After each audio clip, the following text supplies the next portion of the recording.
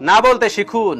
প্রয়োজন হলে সম্পর্ক বাদ দিয়ে দিন, তবু না বলতে শিখুন। এই যে পাশে যে ছবিটা দেখতে পাচ্ছেন, এই লোকটি একটা নতুন দোকান দিয়ে ব্যবসা শুরু করেছিল এবং তার সমস্ত পরিজন, পরিবার, আপন মানুষ, বন্ধু বান্ধবী, চেনা পরিচিত মানুষ সবাই তার দোকান থেকে সদাই কিনতো এবং মাঝে মাঝে বাকিও চাইতো। কয়েক বছর পর এই সব বাকি মিলে বড় আকার ধারণ করে।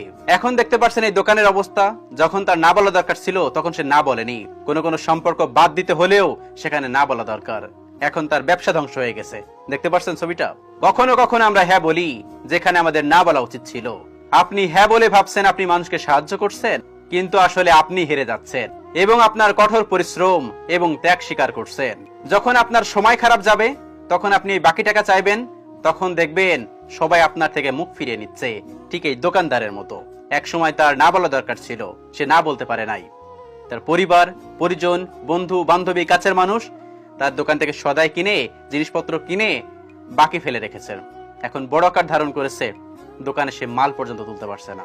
আফসোস, আমরা না বলতে পারি না। এই ছবিটি একটা উদাহরণ। এই ছবিটির মধ্যে অনেক কিছু লুকিয়ে আছে। দয়া করে বন্ধু হোক, আত্মীয় হোক, প্রতিবেশী হোক, যে কেউ হোক না কেন, না বলতে শিখুন। কেননা শূন্য হওয়ার আগ পর্যন্ত কেউ আপনাকে ছাড়বে না যদি না বলতে না শিখুন। বুঝতে পারলেন তো? এটা আমাদের সমাজের জন্য একটা দৃষ্টান্ত উদাহরণ।